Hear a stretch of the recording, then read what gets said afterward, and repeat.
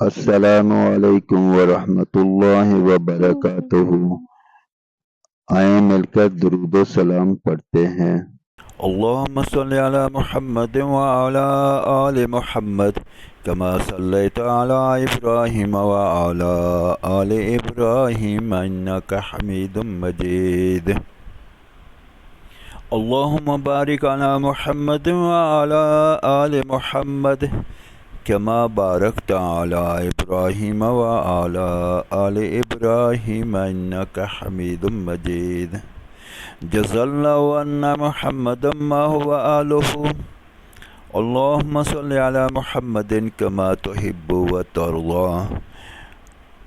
آج کی ویڈیو شروع کرنے سے پہلے گزارش ہے کہ اس کو بہت توجہ سے اور عمل کی نیت سے سنیں، اپنے دوست احباب اور عزیز و اقارب میں شیئر کریں۔ ہو سکتا ہے کسی نہ کسی کی ہدایت کا ذریعہ بن جائے، کسی کے عمل پر آ جانے کا ذریعہ بن جائے۔ اگر ایسا ہو گیا تو میری آپ کی نجات کے لیے کافی ہے۔ تو چلیں بڑھتے ہیں آج کی ویڈیو کی طرف۔ ہماری آج کی ویڈیو کا موضوع ہے اصلاح معاشرہ۔ انسانی بقا کا ذریعہ اس کا معاشرہ ہے۔ اگر معاشرہ صحت مند ہو تو انسان بہت آسانی کے ساتھ ترقی کرتا ہے، بڑے سکون کے ساتھ زندگی گزارتا ہے اور اس کی زندگی میں ایک لطف بھی ہوتا ہے۔ اگر معاشرہ بگڑ جائے تو انسان کی بقا کو خطرہ لاحق ہو جاتا ہے۔ مختلف قسم کی اندیشے اور پریشانیاں پیدا ہو جاتی ہیں، آپس میں پھوٹ پڑ جاتی ہے، لڑائی جھگڑے اور دوسرے مختلف سماجی مسائل کھڑے ہو جاتے ہیں۔ اس لیے رب تعالیٰ جل شانہ نے معاشرتی سدھار کے لیے تعلیمات اتاری ہیں۔ رب تعالیٰ جل شانہ کی تعلیمات کا احاطہ تو مشکل ہے، بہرحال سورہ الحجرات میں جو تعلیمات دی گئی ہیں ان میں سے چند ایک مختصراً عرض کرتا ہوں۔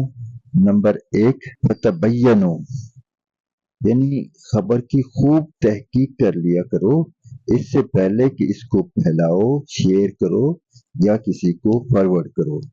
نمبر 2، فاصلحوا، یعنی مسلمانوں کے درمیان اگر کوئی بگاڑ کی بات پیدا ہو جائے تو ان میں صلح کراؤ، نہ کہ ان کی ناچاکی سے فائدہ اٹھاؤ اور اس کو اور بڑھاؤ۔ نمبر 3، واقسطوا، یعنی انصاف سے کام لیا کرو، کسی کی طرف جھکاؤ یا میلان ہونے کے باوجود جو انصاف ہو اسی کا حکم کرو۔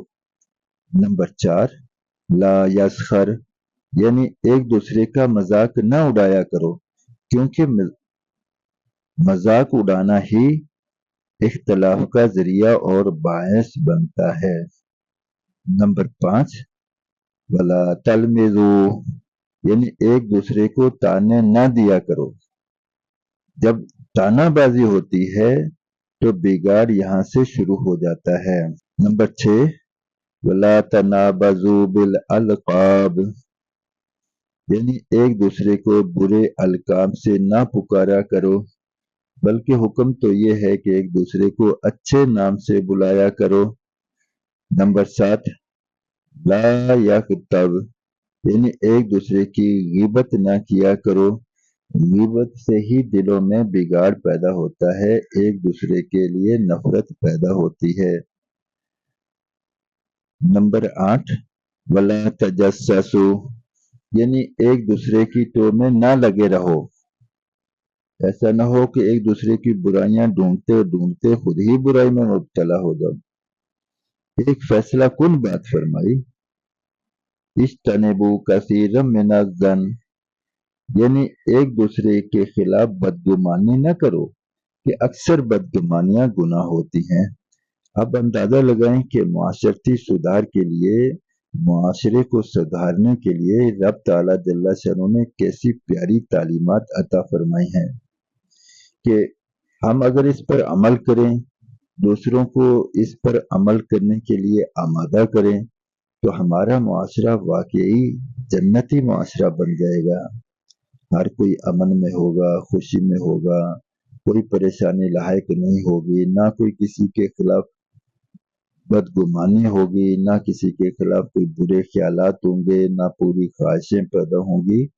تو اس کے لیے پیارے نبی محمد کریم رؤوف الرحیم صلی اللہ علیہ وسلم کی ذات مقدس نے جو معاشرہ قائم کیا، اس کو قائم کرنے کے لیے، اس کو پھر سے زندہ کرنے کے لیے جد و جہد میرے آپ کے ہم سب مسلمانوں کے ذمہ ہے۔ اس لیے کہ پیارے نبی محمد کریم صلی اللہ علیہ وسلم دنیا میں آخری نبی ہیں۔ ان کے بعد کسی بھی معنی میں، کسی بھی مفہوم میں، کسی بھی وقت میں، کسی بھی جگہ میں کوئی نبی، کوئی رسول نہیں آ سکتا۔ جو نبوت کا دعویٰ کرے وہ جھوٹا ہے، جو اس پر یقین کریں گے اور اس کو ایمان لے کے آئیں گے تو وہ خود گمراہ ترین لوگ ہوں گے۔ تو لہٰذا ختم نبوت پر ایمان کا تقاضا ہے کہ ہم نبی مکرم صلی اللہ علیہ وسلم کی تمام تعلیمات پر عمل کریں، دوسروں کو ان تعلیمات پر آمادہ کریں کہ وہ بھی عمل کریں، خیر کی بات کو آگے پھیلائیں اور اپنے دوست احباب عزیزہ کارم میں اس کو شیئر کریں۔ اللہ تعالیٰ جل شانہ آپ کا حامی ناصر ہو۔ جزاکم اللہ خیر وحسن الجزاء۔ السلام علیکم ورحمۃ اللہ وبرکاتہ۔